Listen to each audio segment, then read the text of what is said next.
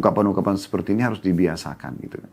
Kalau kita kan jazakallahu khairan, ya selalu apa saja yang suami kasih selalu jazakallahu khairan. Terima kasih sayang gitu kan. Terima kasih cinta, terima kasih begini dan begitu. Kita ucapin terima kasih. Membiasakan panggilan-panggilan santun, panggilan-panggilan ramah, mendoakan kebaikan-kebaikan. Semoga Allah menjagamu suamiku, semoga Allah menjaga. Apalah Anda panggil dia misalnya, kalau Anda mau lebih santun jangan menggunakan kata mu ya kepada suami ya. Kamu misalnya, itu lebih baik dihindari. Tentu ini karena terjemahan letternet di buku kita ya. Tapi kalau Anda bisa lebih bagus dipanggil yang lebih sopan ya. Mungkin kakak, mungkin abang, mungkin yayang, mungkin apalah ya. Yang memang bisa kita tuangkan itu. Ya. Kita doakan kebaikan, kita selalu ungkapin terima kasih ya. Kita selalu menunjukkan kalau kita itu rindu, membutuhkan dia. Selalu ungkapin, tapi dari hati ya. Karena subhanallah ungkapan selain dari hati cuma rekayasa saja tidak akan sampai kepada hati juga. Tapi kapan Anda ungkapan dengan hati Anda, dan memang betul-betul dari apa yang Anda rasakan, ya, Anda menilai kebaikan-kebaikan suami lalu Anda ungkapkan, maka itu pasti akan menyentuh juga hati dia.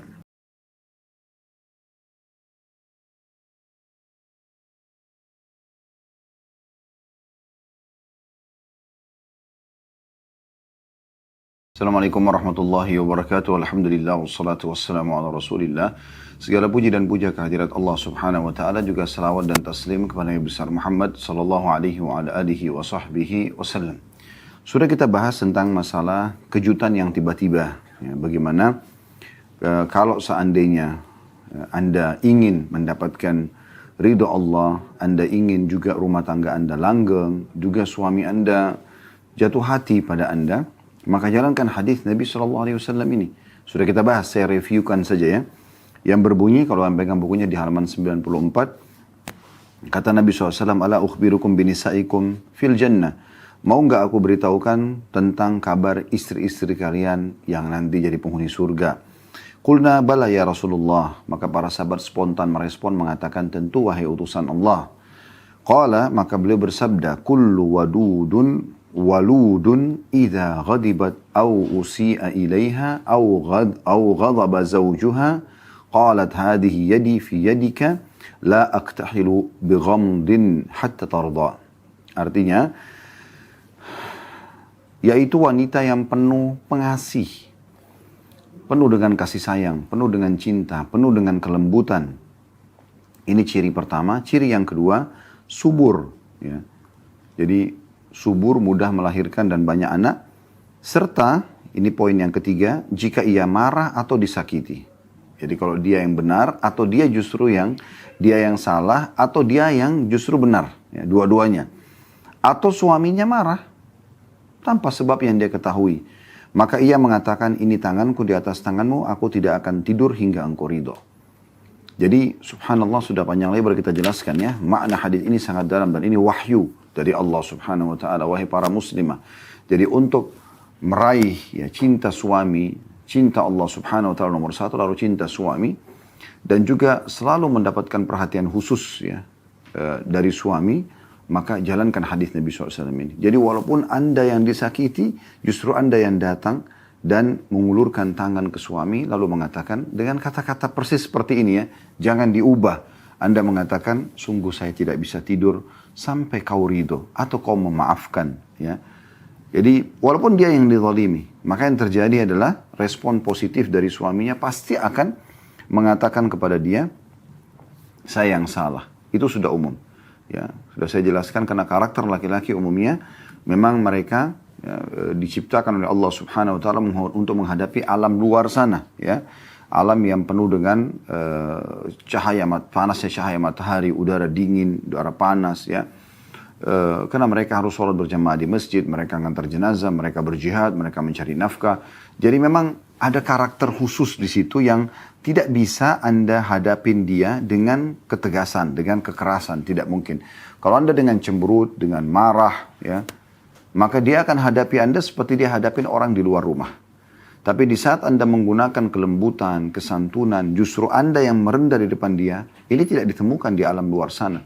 Maka dia akan justru respon positif. Ya. Jadi dia bukan menggunakan sifat defense-nya untuk mempertahankan egonya, tapi dia justru malah merendah karena kasih sayang yang Anda sentuhkan itu. Kemudian juga sudah kita bahas tentang respon yang tiba-tiba. Ya. Di sini diberikan gambaran oleh beliau, ya, maka sang suami bangkit tanpa berbicara. Maksudnya kalau Anda sudah lakukan itu, maka akan suami respon positif. Dia mungkin akan mencium Anda, memeluk Anda, bahkan dia akan mengakui kesalahannya.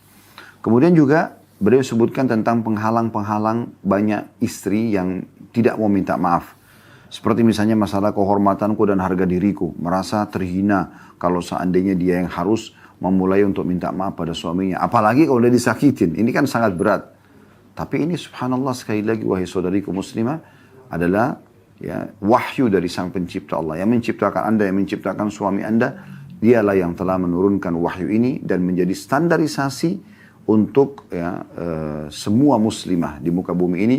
Dan di semua waktu, tempat, zaman, ya, semua sama. Maka ini penting sekali untuk digarisbawahi. Kemudian juga ada yang beliau juga angkat sampaikan udzur atau permintaan maafmu kepada Allah. Ya, kalau seandainya seorang suami itu ya, melarang Anda sesuatu, jangan Anda penuhi. Ya, jangan Anda langgar maksudnya. Kayak misalnya memasukkan orang ke dalam rumah, ya. Kemudian juga keluar rumah tidak boleh kalau tanpa izin. Ini semuanya poin-poin yang juga sudah kita bahas. Beranjak daripada hadis Nabi alaihi salatu wassalam. Yaitu dari Mu'adz bin Jabal radhiyallahu anhu. Tidak halal bagi perempuan yang beriman kepada Allah hari akhir untuk mengizinkan orang lain masuk ke dalam rumah sedang suaminya membenci orang tersebut. Tidak boleh baginya untuk keluar rumah sedangkan suaminya tidak menyukainya, ya, tidak mengizinkan. Tidak boleh mentaati seseorang pun berkenaan dengan suaminya. Kalau ada yang suruh seseorang menyuruh dia membenci suaminya, nggak boleh. Ya. Kemudian ia tidak boleh meninggalkan ranjangnya dan tidak boleh memukulnya, memukul suaminya. Ya, karena akan ada respon yang lebih kuat dari suaminya nanti. Jika suaminya berbuat zalim, maka hendaklah ia mendatanginya untuk meminta ridhonya. Jika ia menerimanya, maka itu suatu kenikmatan. Maka Allah pun akan menerima udzurnya dan menyukseskan hujahnya. Jika tidak, maka sungguh ia telah menyampaikan udzurnya kepada Allah. Jadi maksudnya, kalau sampai misalnya, ya, Anda sudah datang, Anda sudah minta keridhaan suami, ternyata dia juga tidak mau memaafkan, Anda tetap aman di hari kiamat nanti.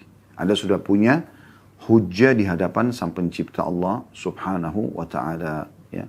Karena Anda sudah mengatakan, saya sudah menjalankan perintahmu ya Allah, tapi suami saya yang tidak mau menerima maaf saya misalnya. Nah itu sudah ada udzur di hadapan Allah subhanahu wa ta'ala. Baik, pada siang ini insya Allah kita akan masuk ke lanjutan bahasan kita tentang kata-kata yang mendatangkan kebahagiaan.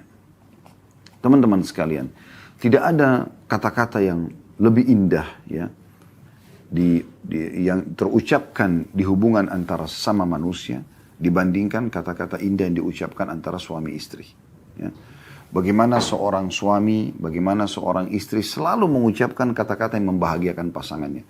Panggilan yang bagus, ya, sayang, cinta, kekasih, apalah ya.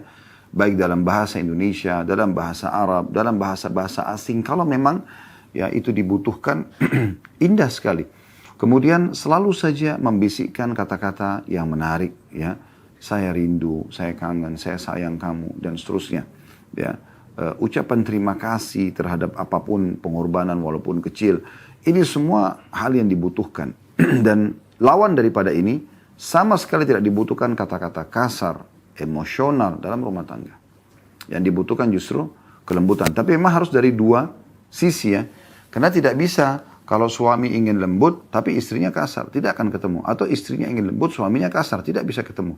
Tapi kalau orang masih menggunakan akal sehatnya, tentu saja akan ada hal yang positif di sini. Ya, karena seseorang umumnya kalau diajak berbicara dengan lembut, dengan santun, dengan penuh cinta dan perhatian, pasti responnya akan sama selama dia masih normal, kecuali dia tidak normal. Kalau dia tidak normal itu berbeda sekali. Ya. Inilah kurang lebih yang akan diberikan gambaran oleh Dr. Najla Hafizahullah. Baik, kita akan coba baca apa yang sudah ditulis oleh beliau di sini di halaman 98, kata-kata yang mendatangkan kebahagiaan. Kata beliau, kadang-kadang engkau tidak memperhitungkan sama sekali kata-kata yang mampu melembutkan hati dan menciptakan kebahagiaan di rumah. Biasakanlah lidahmu dengan kata-kata seperti itu, sehingga syaitan terusir dari rumahmu dalam keadaan terhina. Maksudnya kata-kata lembut, kata-kata santun, panggilan mesra. Itu memang tempatnya. Itu memang tempatnya. Justru ini tidak boleh Anda ucapkan kepada selain pasangan halal Anda. Banyak orang sibuk mengucapkannya pada selain pasangan halalnya. Justru pasangan halalnya tuangkan semuanya. Nikmati semuanya.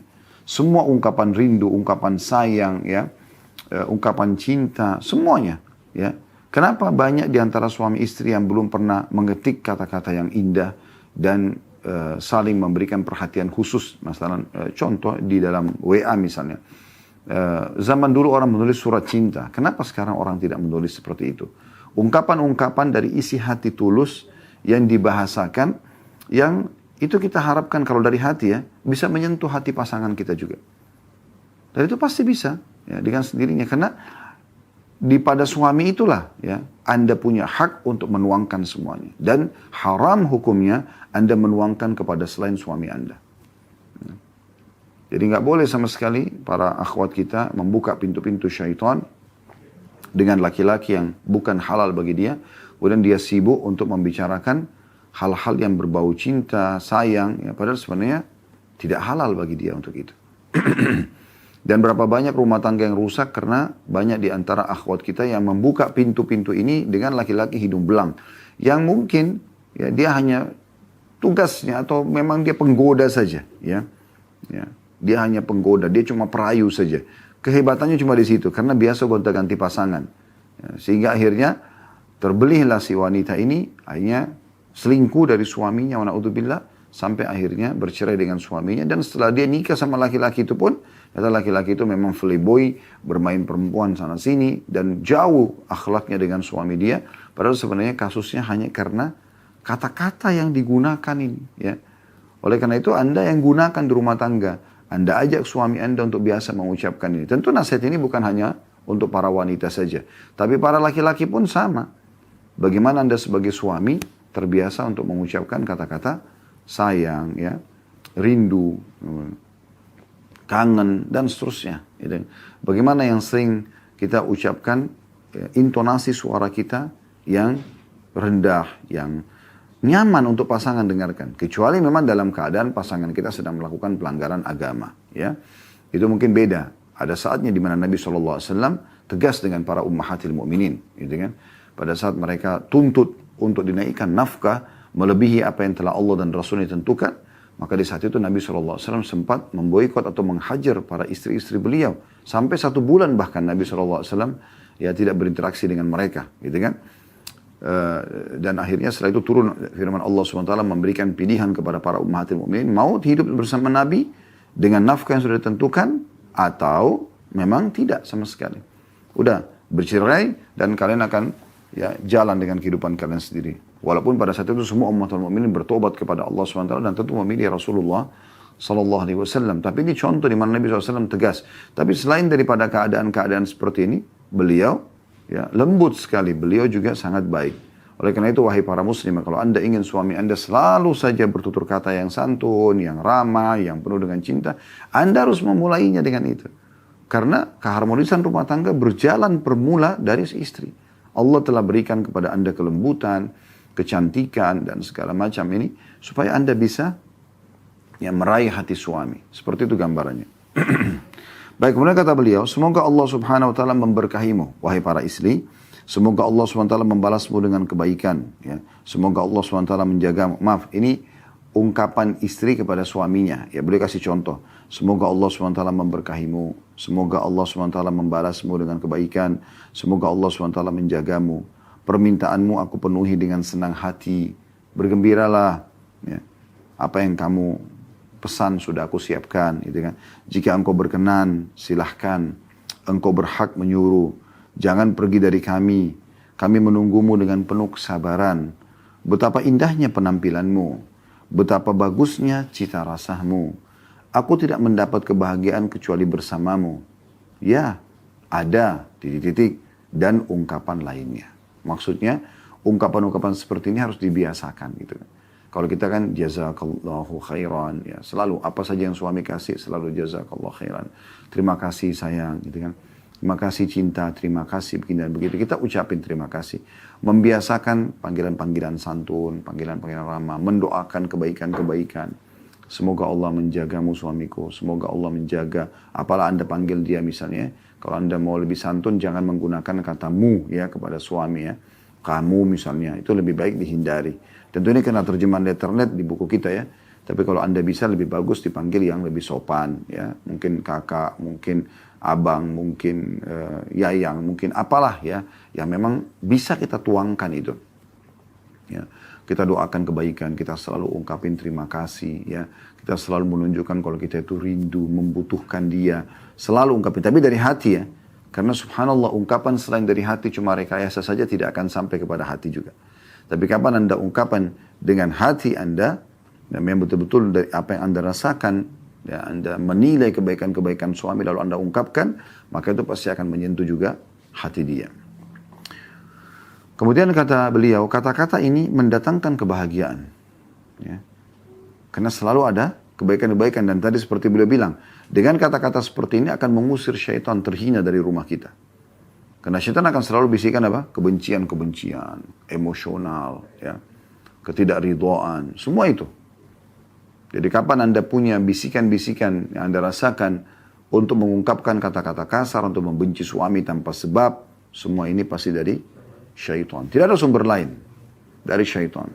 Ya, karena dia akan menjadikan ributnya rumah tangga Anda, apalagi sampai cerai, adalah target utamanya. Sebagaimana hadis yang masyhur yang sudah sering kita sampaikan.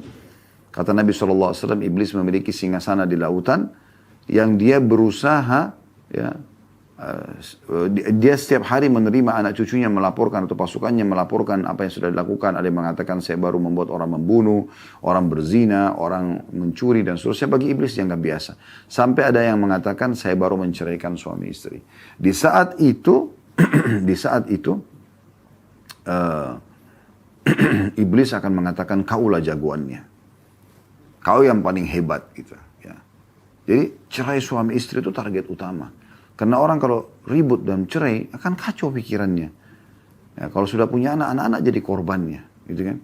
Padahal semuanya bermula daripada sikap yang buruk saja. Kenapa Anda tidak menjadi orang baik sekalian? Kenapa Anda harus ke dukun untuk menyihir suami Anda? Sehingga akhirnya kebongkar, akhirnya suami marah. Kenapa Anda harus selalu mendengar orang-orang yang membisikkan untuk caranya tidak boleh tunduk sama suami, tidak boleh sopan, nanti akhirnya dia begini dan begitu. Selalu yang dibawa su'udhan dan kecurigaan-kecurigaan. Sehingga akhirnya suami tidak betah. Ya. Sudah capek bekerja di luar. Yang ada adalah pertanyaan-pertanyaan menyujudkan, membuat tidak nyaman. Tidak usah pusing dengan apapun yang terjadi di luar dengan dia. Ada Tuhan dia yang mengawasi. Anda bukan diciptakan untuk mengawasi suami. Anda diciptakan untuk melayani suami. Bukan mengawasi dia. Dia punya Tuhan. Kalau dia berbuat salah, Tuhannya Allah Subhanahu wa taala akan menjaga dia, akan mengawasi dia, ya. Dan Allah itu Maha teliti. Allah Azza wa Jalla Maha teliti. Jadi enggak usah khawatir. Habis waktu kita teman-teman sekalian kalau cuma mau sibuk, suami ini jalan sama siapa, ketemu sama siapa, itu habis umur untuk apa? Anda dandan yang cantik, yang bersih, di saat suami datang Anda sudah sambut dan Anda jalankan tugas Anda. Dan itu hanya sampai ajal datang. Sudah dapatkan ridho Allah, mati masuk surga, juga di dunia mendapatkan cinta suami. Tanpa Anda sadari, Anda sudah menanamkan cinta pada suami itu. Dengan tidak banyaknya bertanya, yang menyudutkan, tidak banyaknya kecurigaan, tidak mengungkapkan tutur kata yang kasar, itu semua akan membuat hati suami itu menjadi lunak dan akan selalu bersama dengan Anda. Kemudian beliau mengatakan, janganlah engkau menjadi istri yang kasar, yang suka melontarkan kata-kata kasar. Suamimu membutuhkan perasaan yang melimpah dan kata-kata yang manis. Jadi suami tidak butuh kata-kata, kamu dari mana? Kamu kenapa terlambat? Kamu begini dan begitu. Memang ibumu itu, ya. Selalu kata-kata yang menyudutkan, gitu. Ah, ini pasti ada sesuatu yang dirahasiakan nih, gitu.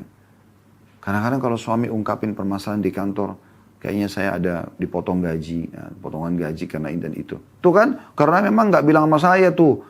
Jadi dia bukan menenangkan suami, bukan mengatakan, oh iya, semoga Allah SWT mudahkan ya, Allah SWT gantikan, Allah SWT juga mendatangkan sumber rezeki dari tempat lain ya, nggak apa-apa, kita sabar kok.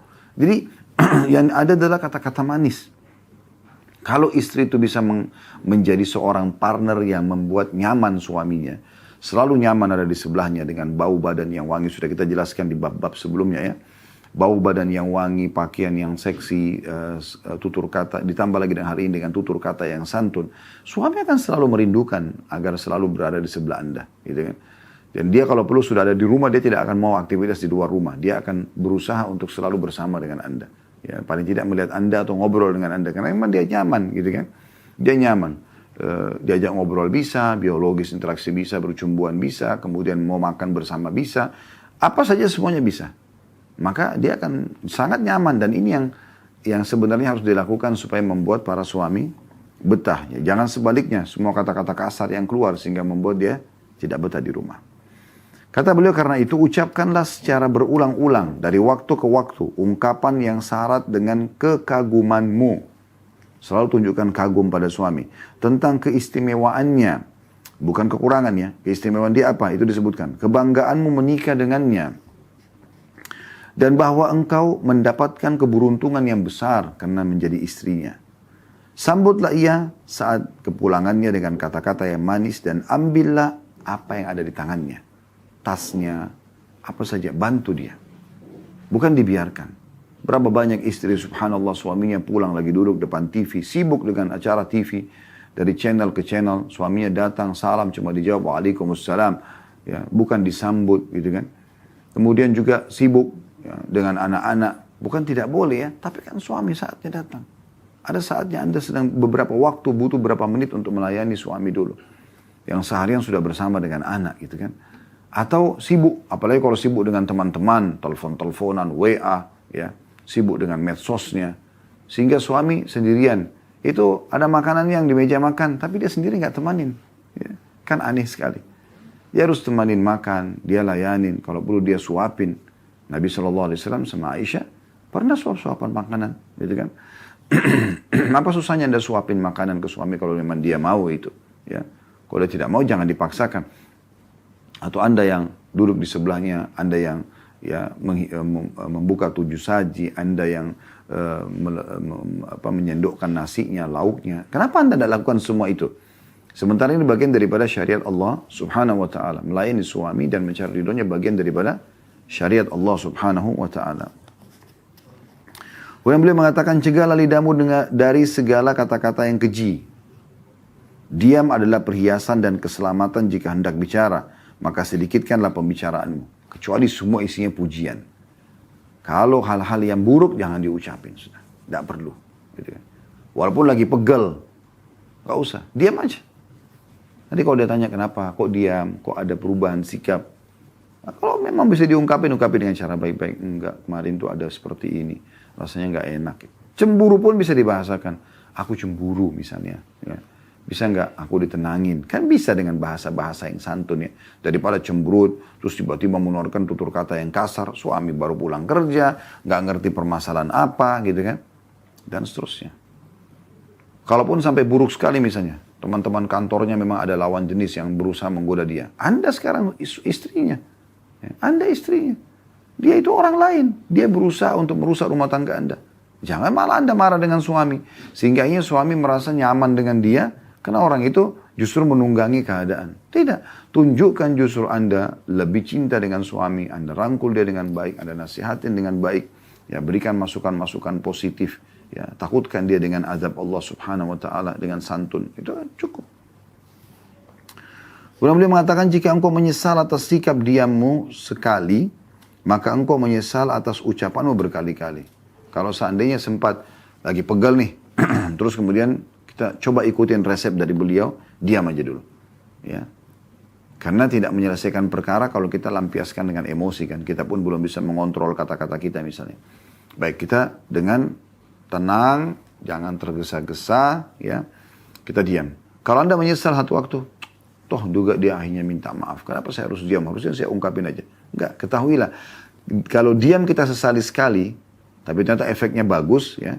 Itu lebih baik daripada Anda bertutur kata pada saat itu dan Anda tidak tahu, mungkin tidak menyelesaikan permasalahan. Mungkin justru akan melahirkan permasalahan-permasalahan baru. Kemudian, Beliau mengatakan, biasakan lisanmu mengatakan kebaikan, maka keselamatan yang ada.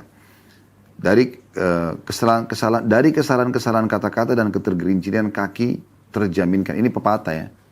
Dan ini disebutkan pepatah sama dia. Biasakan lisanmu mengatakan kebaikan, maka keselamatan dari kata-kata, dari kesalahan kata-kata atau ketergelinciran kaki terjaminkan. Ya, maksudnya kalau seandainya kamu jaga kata-katamu, selama masih di mulut berarti masih punya kita. Ya, bisa kontrol, bisa ditelan kembali walaupun pahit gitu kan. Tapi demi untuk maslahat umum. Nah, kalau sudah diungkapkan, sulit untuk ditarik. Menyakiti perasaan orang lain misalnya. Susah untuk kita tarik gitu. Kita mengucapkan maaf pun, orang masih bisa membayangkan mimik mulut kita pada saat kita mengucapkannya misalnya. Ya. Maka kenapa kita nggak dahulukan akhlak yang baik? Lalu kemudian beliau mengatakan ada subjudul yang lain, pesanku kepadamu. Maksudnya kepada para istri. Yang pertama, berhati-hatilah jangan sampai engkau memberikan kritikan yang pedas untuk kesalahan-kesalahan kecil dan besar. Jadi kalau diminta saran, baru kasih masukan. Dan masukan itu pun kalau Anda merasa memang Anda ahlinya. Kalau tidak, bilang saya tidak ada ilmunya di situ. Saya tidak tahu gitu kan. Saya khawatir kalau saya sampaikan saya salah. Nah, seperti itu. Atau kalau memang harus Anda memberikan masukan, maka jauhi kritikan-kritikan pedas. Tuh kan makanya baca buku, makanya belajar, makanya begini. Itu kata-kata semua menjatuhkan suami gitu. Walaupun suami Anda orang awam. Gitu kan. Tapi Anda bisa dengan cara, sebenarnya tujuannya sama tapi caranya yang berbeda. Anda misalnya sudah tahu nih, secara syar'i dia melakukan satu pelanggaran yang salah. Gitu kan. Maka Anda datang kepada dia, Anda cuma mengajak, sebenarnya tujuannya sama ya, menyampaikan nasihat. Atau memberikan kritikan pada dia, tapi cara saja yang berbeda. Tujuannya sama gitu. Ya. Maka Anda mengatakan misalnya, saya pernah baca, ya. Apalagi diikuti dengan saya pernah baca sayang itu ada sebuah fatwa ulama tentang masalah ini dan itu.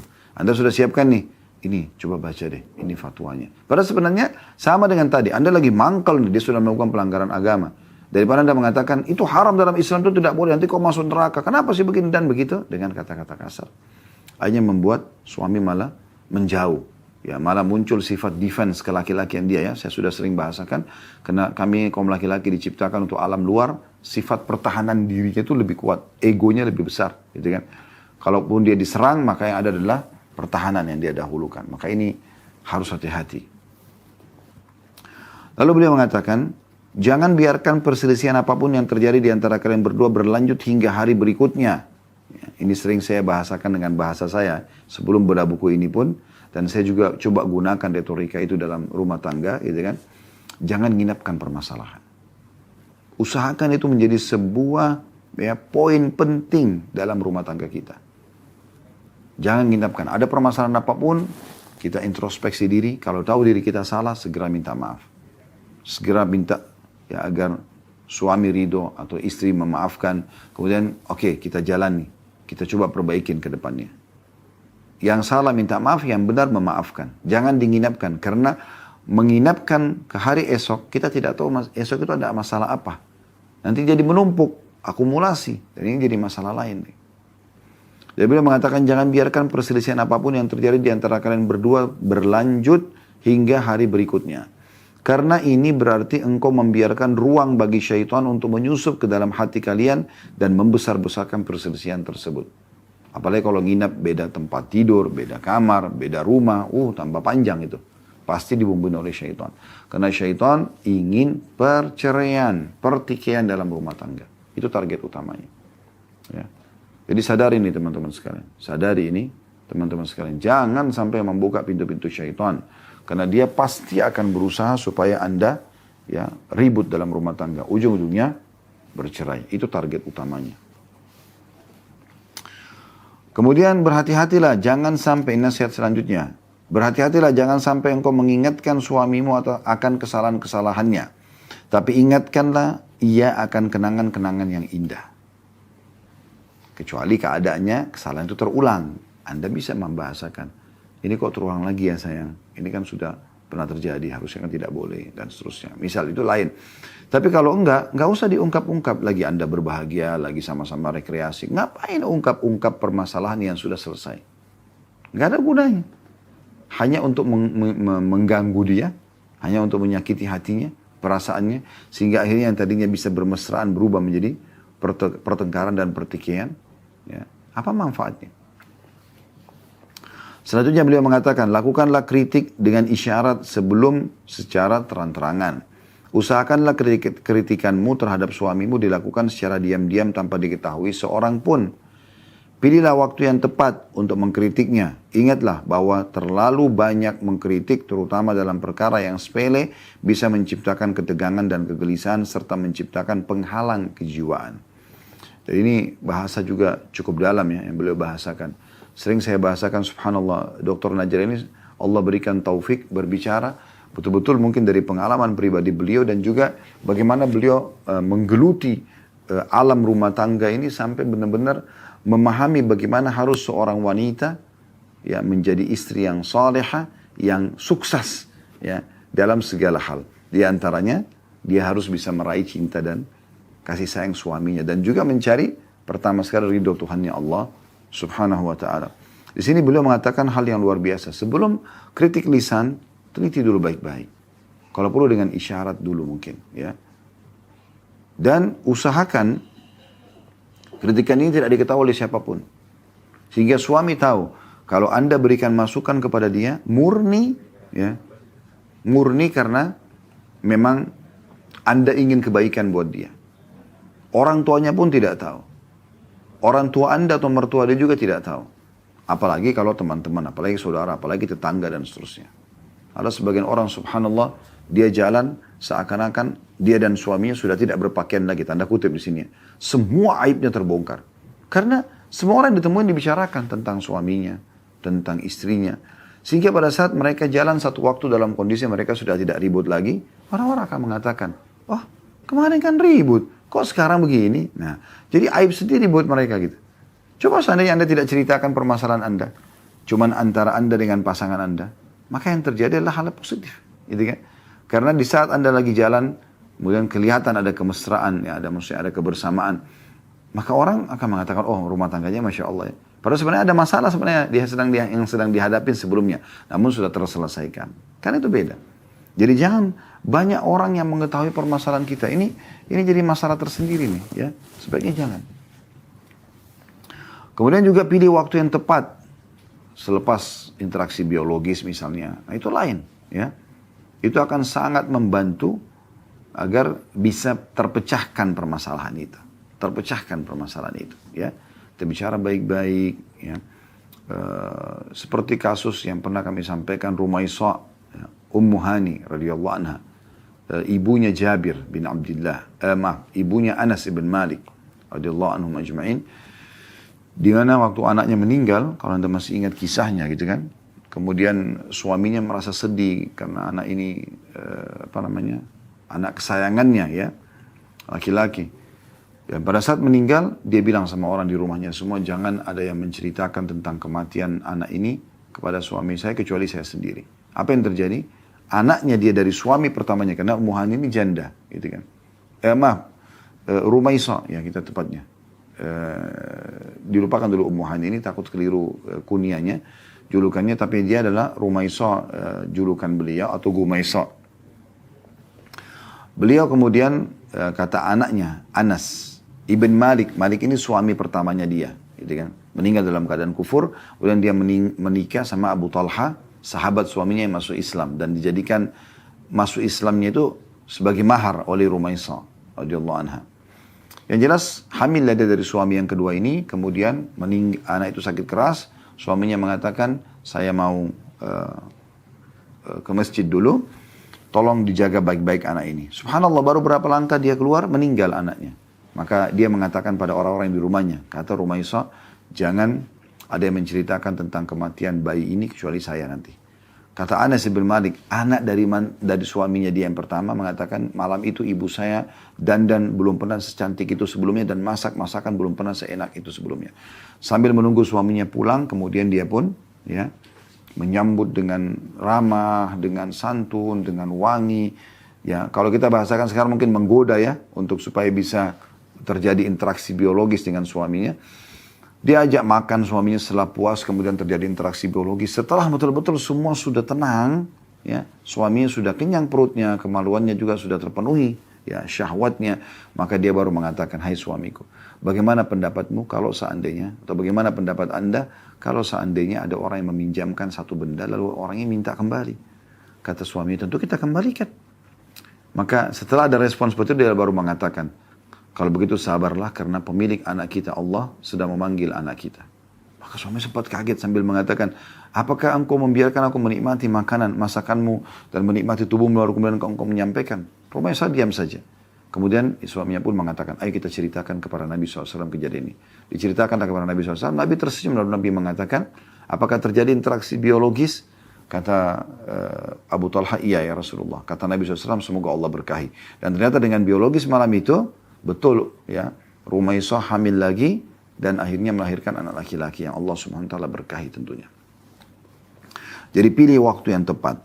Kemudian beliau mengatakan, ingatlah bahwa terlalu banyak mengkritik terutama dalam hal-hal yang sepele, ya.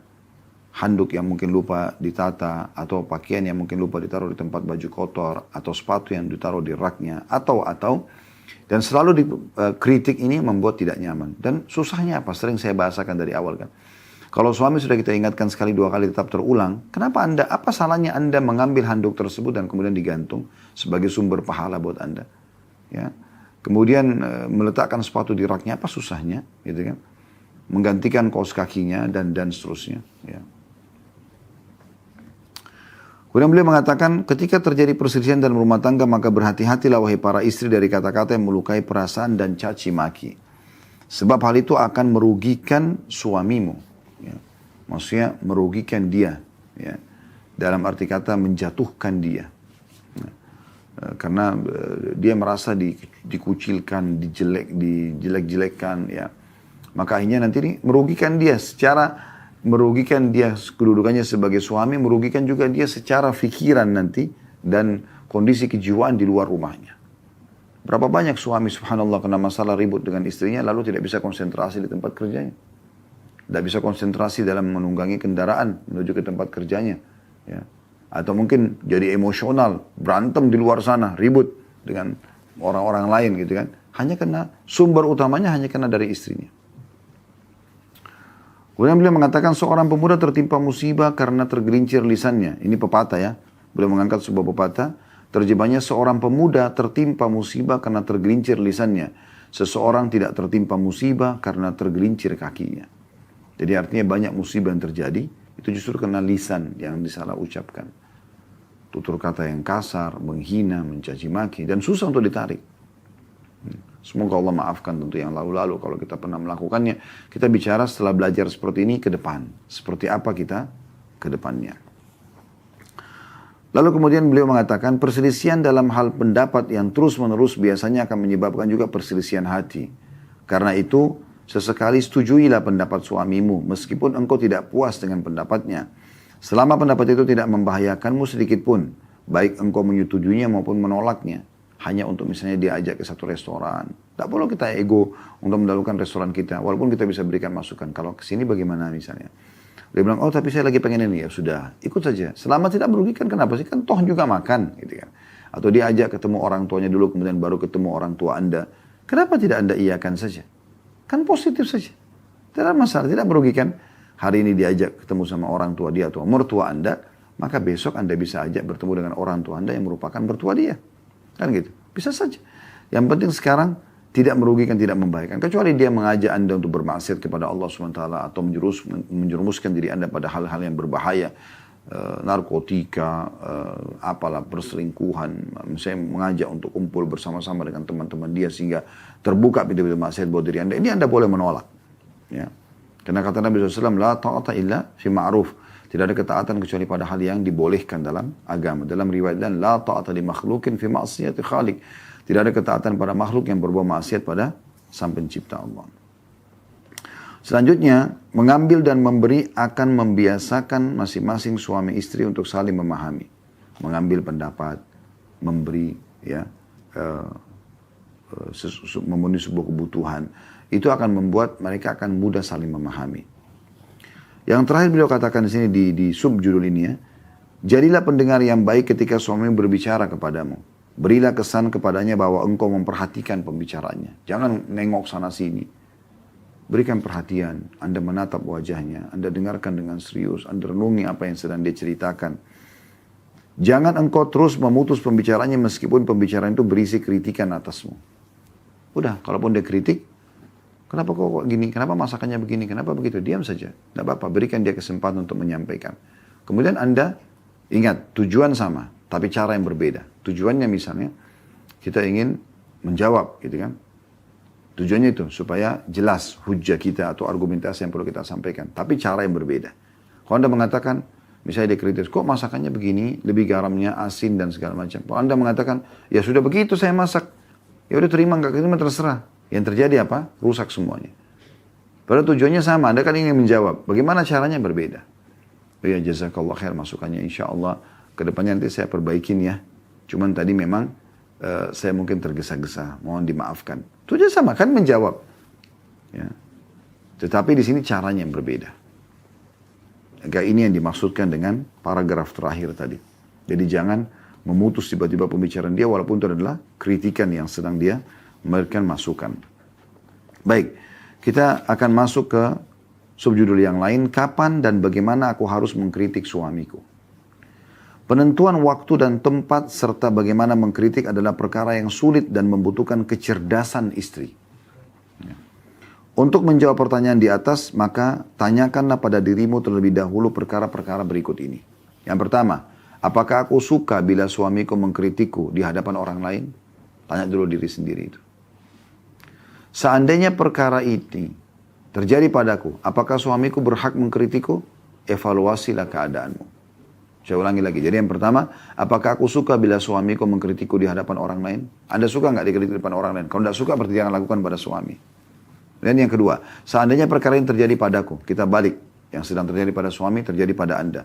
Apakah suamiku berhak mengkritikku? Berhakkah dia memberikan masukan kepada aku? Evaluasilah keadaanmu. Kalau nggak berhak, ya sudah nggak usah. Ya. Kapankah waktu yang tepat untuk mengkritik suamiku dan bagaimana aku mengkritiknya? Anda tanya. Ringkasan jawaban dari pertanyaan di atas ialah kritikan itu hanya perlu dilakukan pada perkara-perkara besar saja. Tidak semua kesalahan adalah problem.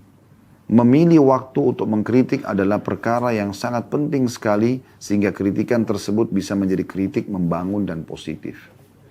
Janganlah terburu-buru untuk mengkritik, tapi tundalah sementara waktu karena masih ada perkara-perkara yang harus diperhatikan. Terutama, nah di sini kita tutup dengan bahasan kita ini tentunya ya. Yaitu jika engkau marah dan jika suami marah. Ini subjudul lain. Dan kita tutup dengan ini. Jadi di sini pada saat ingin memberikan kritik-kritik, bagaimana caranya? Sekarang beliau mulai dengan jika kalau Anda yang marah. Beliau bilang jika engkau marah, engkau akan mengatakan hal-hal secara berlebihan. Maka sebagian besar kritikanmu adalah timbul dari kemarahanmu. Akibatnya suamimu berkeyakinan bahwa kritikanmu disebabkan oleh dorongan amarah. Sehingga kritikan tersebut tidak ada pengaruhnya. Jadi dengan emosi tidak ada gunanya.